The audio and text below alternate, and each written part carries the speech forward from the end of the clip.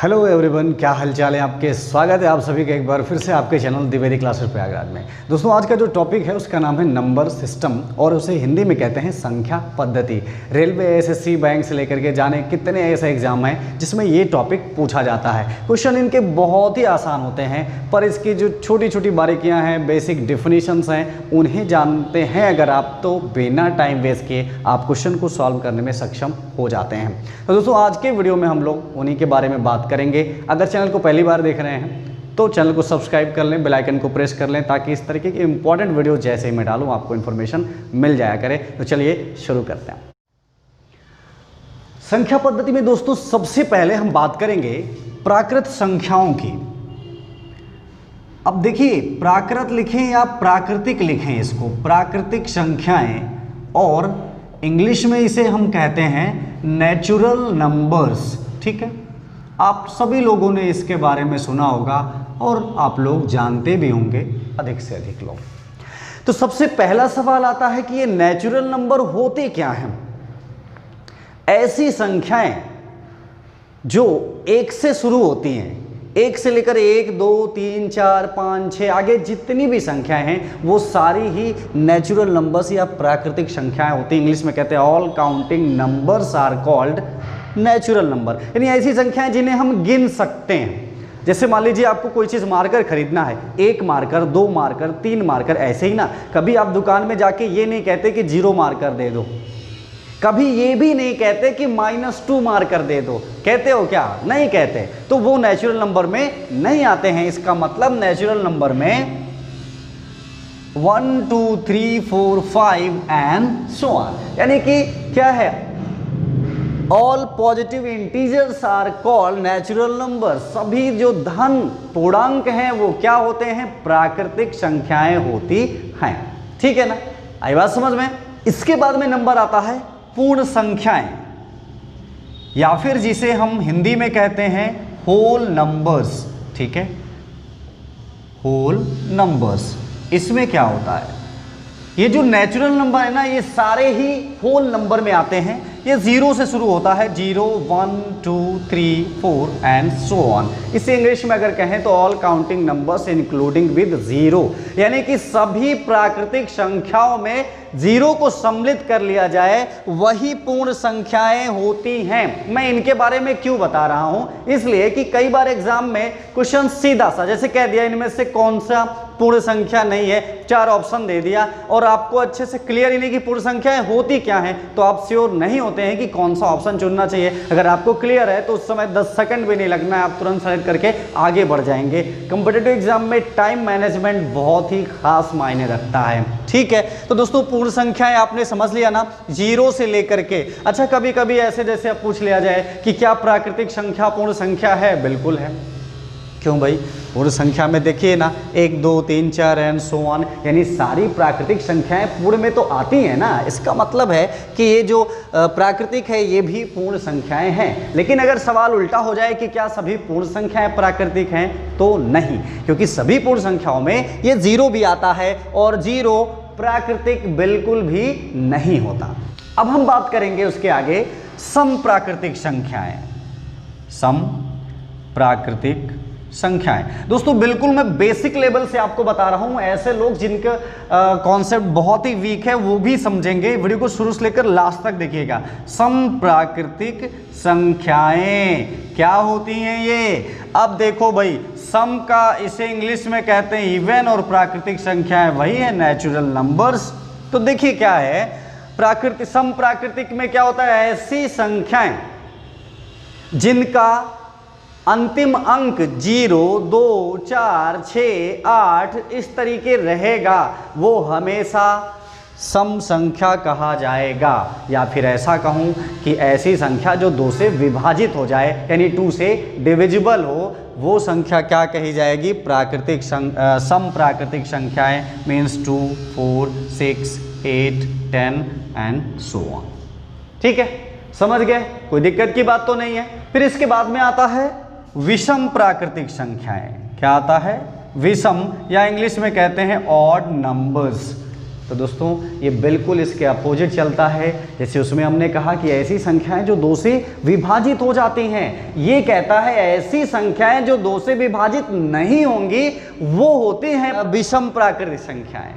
ठीक है, जैसे अगर एग्जाम्पल की बात करूं तो 1, 3, 5, 7, 9 एंड सो ऑन। अब ऐसे जो भी नंबर्स मैंने यहाँ पे लिखे हैं आप देख के बताओ क्या ये 2 से डिविजिबल है, तो जवाब आएगा बिल्कुल नहीं, है ना। तो इसलिए ये क्या है, विषम प्राकृतिक संख्याएं हैं या केवल विषम संख्याएं कह देते हो तो भी कोई हाल। अब इसके बाद बारी आती है रूढ़ या अभाज्य संख्याएं।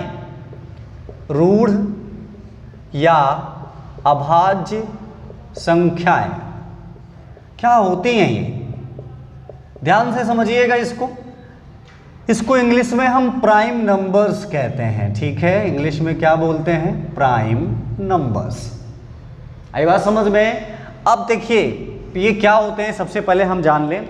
देखिए ये जो रूढ़ या अभाज्य संख्याएं हैं या इंग्लिश में इसे प्राइम नंबर्स कहते हैं, ऐसी संख्या जिसके केवल 2 ही गुणनखंड होंगे। कौन कौन से, एक होगा और वो खुद होगा, इसके अलावा कोई भी गुणनखंड नहीं होगा। उन संख्याओं को हम अभाज्य या फिर रूढ़ संख्याएं कहते हैं। Means the numbers which have only 2 factors 1 and itself are called prime numbers.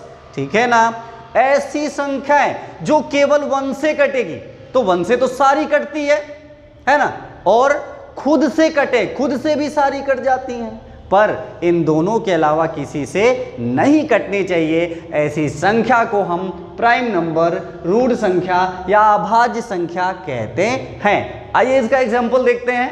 ये दोस्तों शुरू होता है 2 से, 2, 3, 5, 7, 11, 13 एंड सो ऑन। ठीक है ना। अब जैसे लोग कंफ्यूज हो जाते हैं कि सर अभी तो आपने कहा था कि जो 2 है वो इवन नंबर है, अभी यहाँ पे कह रहे हैं प्राइम नंबर है, तो क्या हुआ भाई। मान लो मनीष है, अपने भाई का भाई है तो अपने बाप का बेटा भी तो है ना, तो उसकी कोई प्रॉब्लम नहीं है। अगर आपसे कहा जाए कि 2 क्या है, तो प्राइम नंबर है, बिल्कुल है, प्राइम भी है और इवन भी है। अब यहाँ पे कंडीशन है कि ये, हाँ बल्कि कभी कभी ऐसे सवाल आ जाता है, क्वेश्चन ऐसे एग्जाम में पूछ लिया जाता है कि कौन सी ऐसी संख्या है जो सम भी है और अभाज्य भी है, तो आपका जवाब होगा 2। केवल 2 ही ऐसा नंबर है जो इवन भी है और प्राइम भी है, इसके अलावा कोई ऐसा नंबर नहीं है। इस क्वेश्चन को ध्यान देना सीरियसली, इस तरह के क्वेश्चन आपसे पूछ सकता है। ठीक है ना, तो आपको कुछ भी ढूंढने की जरूरत नहीं है। 2 ही एक ऐसा नंबर है जो प्राइम भी है और इवन भी है, यानी अभाज्य भी है और सम भी है। ठीक है ना, इसके अलावा ऐसी कोई संख्या नहीं है। तो आगे देखेंगे यौगिक या भाज्य संख्याएं, इसी का बिल्कुल उल्टा, यौगिक या भाज्य संख्याएं क्या होती हैं ये। इन्हें इंग्लिश में दोस्तों कहते हैं कंपोजिट नंबर्स। ठीक है, क्या कहते हैं, कंपोजिट नंबर्स। आइए इसके बारे में समझते हैं। जैसा कि मैंने अभी कहा कि ये बिल्कुल इसके अपोजिट रहता है। हाँ भाई बिल्कुल उल्टा है। जैसे इसमें मैंने आपको डेफिनेशन बताई कि वो ऐसी संख्या है जहां पर 2 गुणनखंड होंगे, एक होगा और वो खुद होगा, बाकी किसी से भी कटने वाला नहीं है। तो ये क्या है, ये कहेगा कि ऐसी संख्याएं जिनके गुणनखंड 2 से ज्यादा हमेशा होंगे, एक और खुद के अलावा कम से कम एक गुणनखंड जरूर होगा। डेफिनेशन भी यहां देखते चलना और जो मैं बोल रहा हूं वो भी सुनते चलना। ठीक है, बिल्कुल आसान है।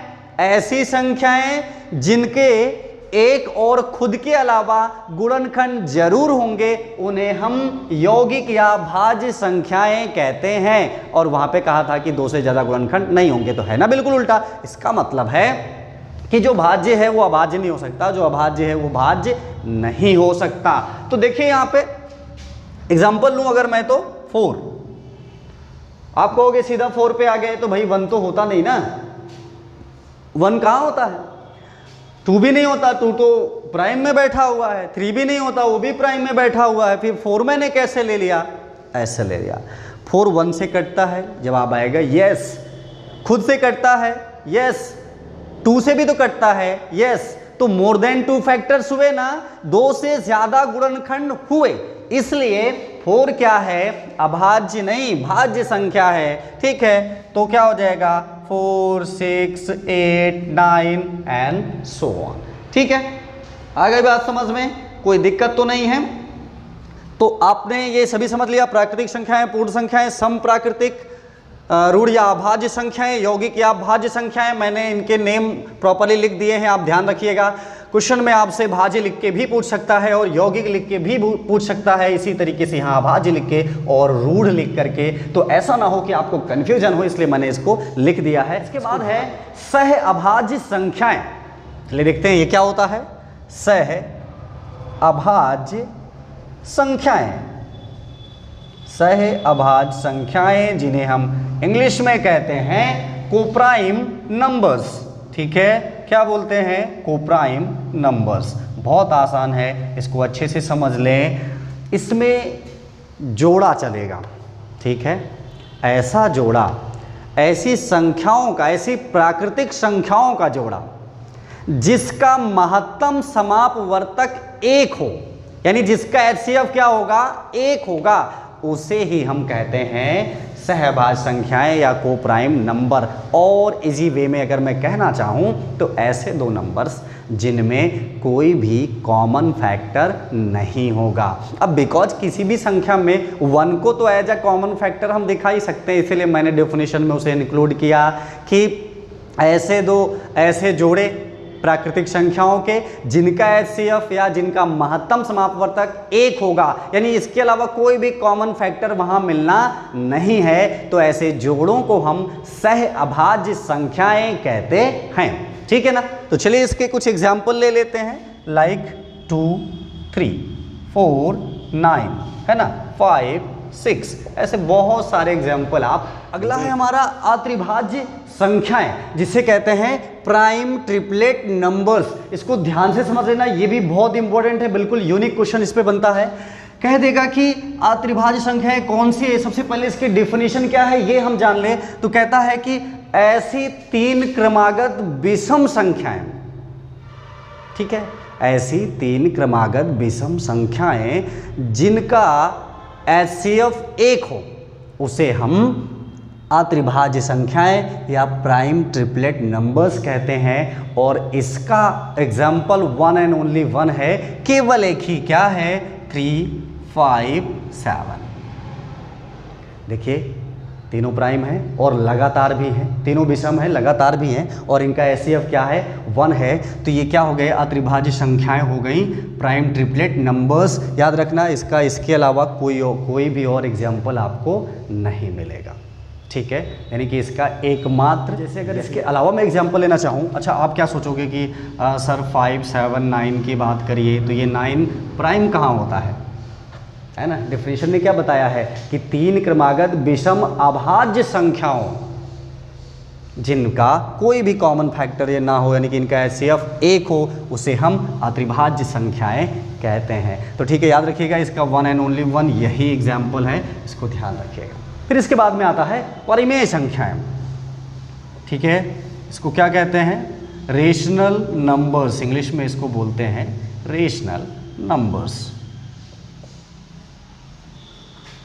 तो भाई ठीक है, समझ लें, कहा जाता है ऐसी संख्याएं जिसे हम P/Q के रूप में प्रदर्शित कर सकें, उन्हीं को परिमेय संख्याएं या फिर रेशनल नंबर्स कहा जाता है। ठीक है, और ये जो P/Q है, वहाँ पे जो Q है ये कभी भी 0 के इक्वल नहीं होगा, यानी कि डिनोमिनेटर इसका 0 नहीं हो सकता। अब अगर इसके एग्जाम्पल की बात करूँ तो 0, 1, 2, 3/5, 4/5, ऐसे तमाम सारे एग्जाम्पल आप बना सकते हैं। आप कहें कि 0 कैसे रेशनल है, जबकि आपने कहा था कि Q 0 नहीं होगा।